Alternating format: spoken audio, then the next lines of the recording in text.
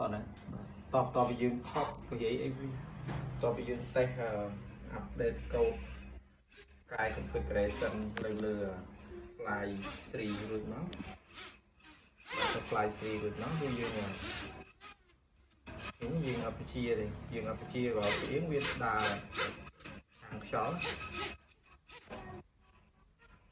ក្រោយមកគឺយើង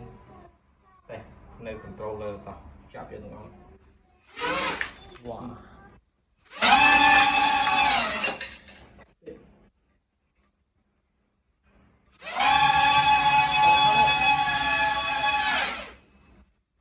ប៉ៅមុខតិចមានបានមើល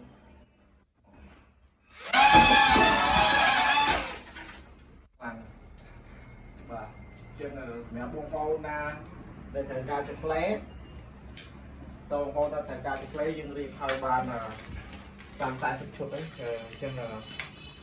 មាន supply ទាំងឥឡូវគ្រឿង Ambassador Kestrel Faro Ghost Shop ហើយ GPS ក៏យើងកំពុងតែរៀបដែរថ្ងៃនេះយើងបុករៀប GPS វាจะ play បាច់វាលឺប៉ុណ្ណាលឺហឹងមកទទួលស្គាល់ថាហឹងមានអាយើងអាលឿនអាញាប់ឲ្យយើងទៅតាមតម្រូវការបងប្អូន customer ចុះឥឡូវមកមើលដ្រូនយើងថ្ងៃនេះយើងយកវាទៅសាកមួយជើងទៀតឥឡូវវ៉ាន់យើងខ្ចាយតិចឯងសំបីតែធំនៃវាដាក់លោកប៉ើងអស់ឥឡូវសាកកៅអីនេះមួយនោះបែរមកឃើញកៅអីនោះផងហ្នឹងហើយដាក់អីហ្នឹងប៉ើងអត់ដល់ប៉ើងបាទសំបីតែខ្ញុំក៏ប៉ើងដែរពេលនេះស្រួលមិនឃើញវាធាក់ពូប៉ើងហ្នឹង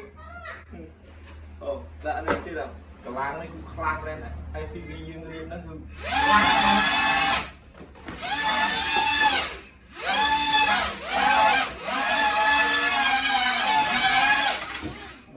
អ